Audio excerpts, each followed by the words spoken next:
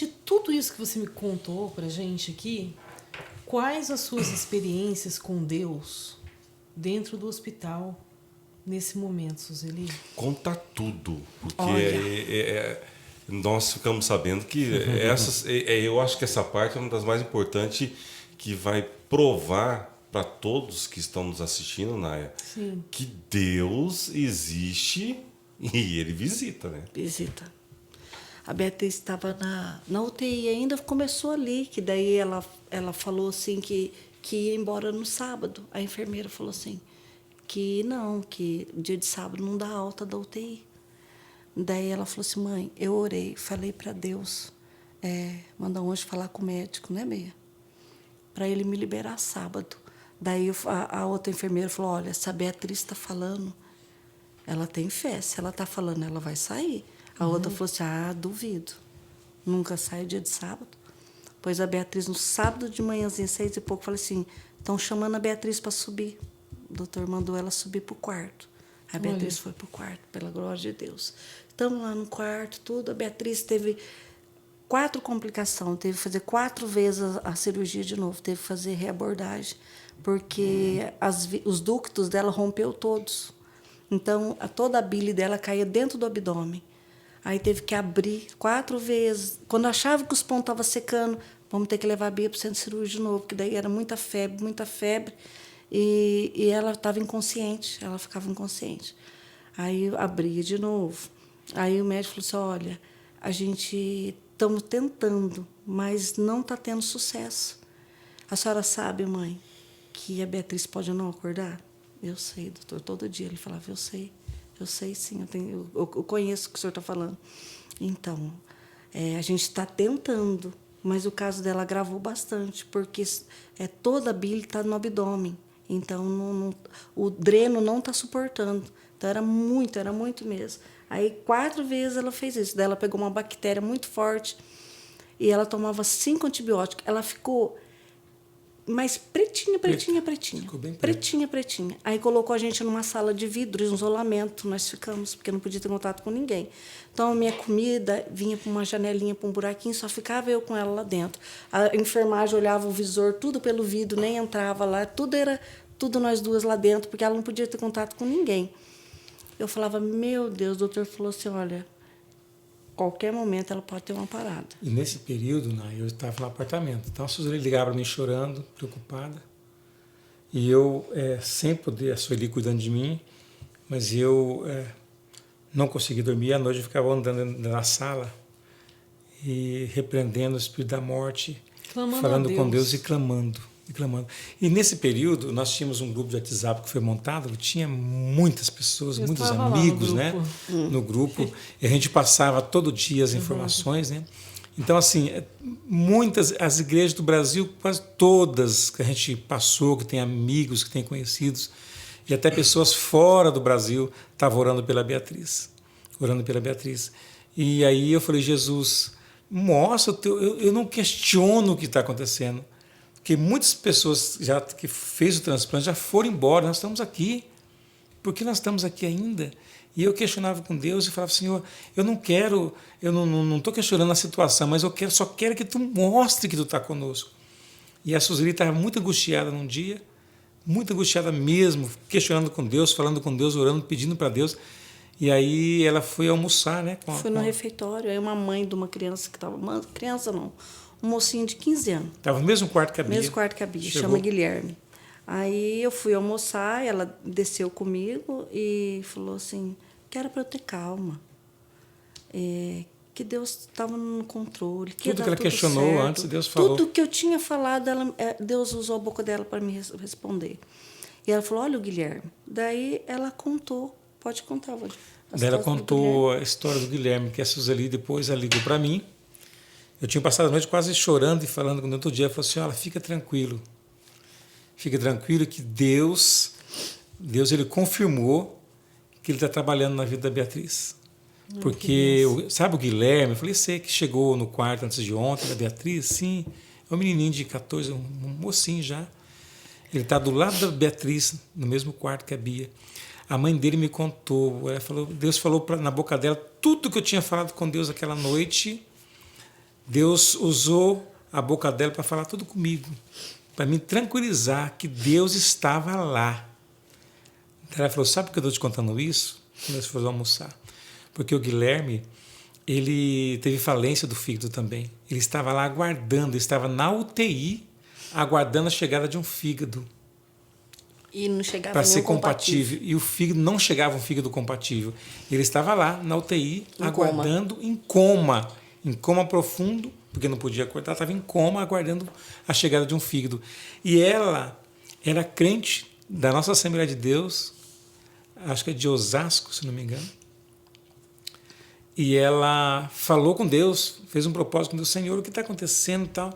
E ela falou assim, Jesus, ali, eu era cheia de vaidade, eu tinha era muito vaidosa, muito dono de si, achava que podia tudo. Tinha orgulho, Deus às me vezes. quebrou. Isso, ela falou, era muito orgulhosa, Muito achava que eu podia orgulhosa. tudo.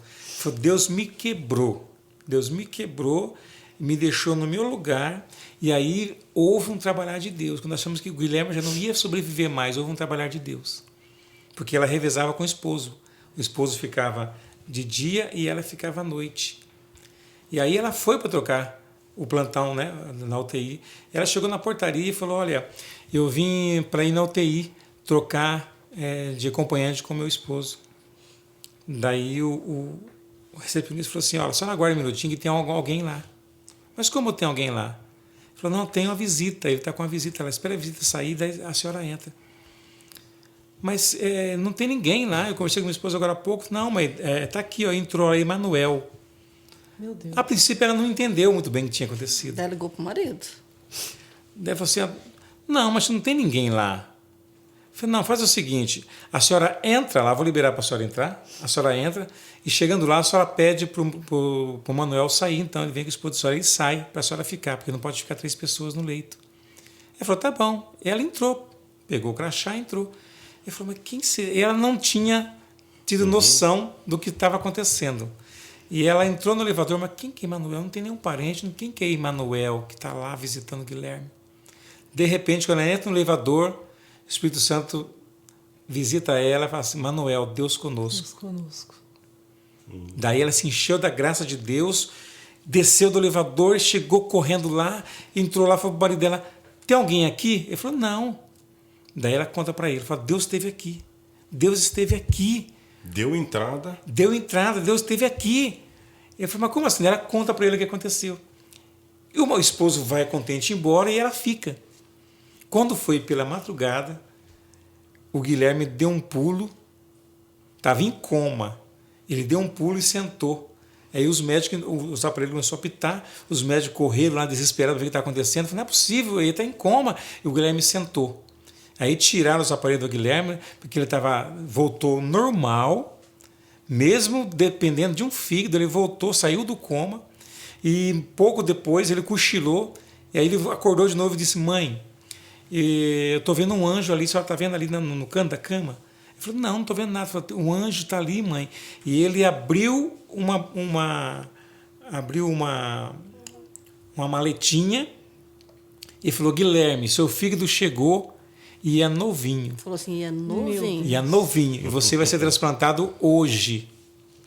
E aí a mãe dele se encheu de glória e tudo mais.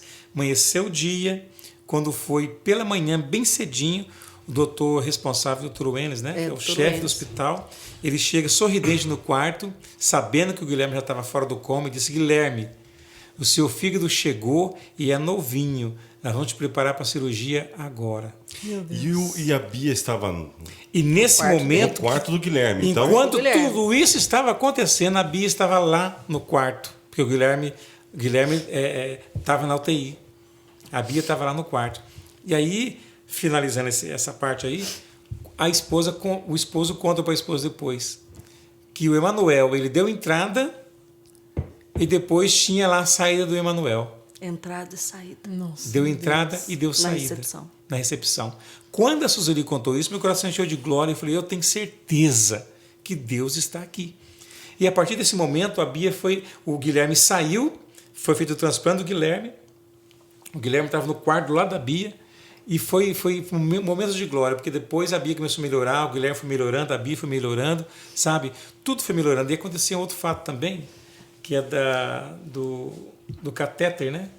Isso, a Beatriz, aí tinha que. Todos os acessos dela não tinha mais condição, não fluía mais. Falou: nós vamos ter que fazer um procedimento que chama PIC. É assim, é sem anestesia, é acordada, a gente dá um cortinho com bisturi, corta-se, né? E passa tipo um araminho, um fio, que vai lá no coraçãozinho, para poder fazer a medicação. Falei: vamos então, né? Vamos. Não tem como correr, né, Suzeli? Jesus, aí eu segurei ela, é muito sangue que sai, é um procedimento assim, muito invasivo e muito assim, horrível. Tá bom, a criança chora, você tampa o rosto, fez o procedimento, né? E foi pro quarto. Aí depois está lá no quarto, eles vão tirar um raio-x para ver se está no local certo. O doutor falou: mãe, nós vamos ter que passar de novo.